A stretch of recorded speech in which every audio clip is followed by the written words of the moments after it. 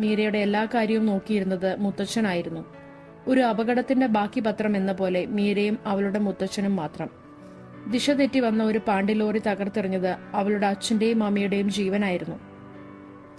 MA psychology പാസ്സായ മീരയ്ക്ക് ജോലിയുണ്ട്. പക്ഷെ ജോലിക്ക് പോകേണ്ട കാര്യം ഒന്നും തന്നെയില്ല.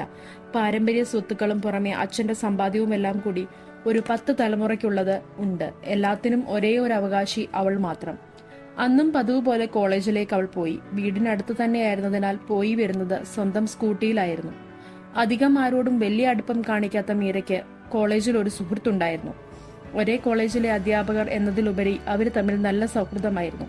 ഹരി എന്ന ചെറുപ്പക്കാരൻ. പുസ്തകങ്ങളുമായി ഒരുപാട് അടുപ്പത്തിലാണ് മീര. ഒരു പക്ഷെ അതാവാം മീരയും ഹരിയും തമ്മിൽ അടുക്കുവാനുള്ള ഒരു കാരണം. പതിവ് പോലെ ക്ലാസ് കഴിഞ്ഞ് വീട്ടിലേക്ക് മടങ്ങുന്ന വഴി ഹരി മീരയെ കണ്ടു. 2-3 പുസ്തകങ്ങൾ കൈമാറി.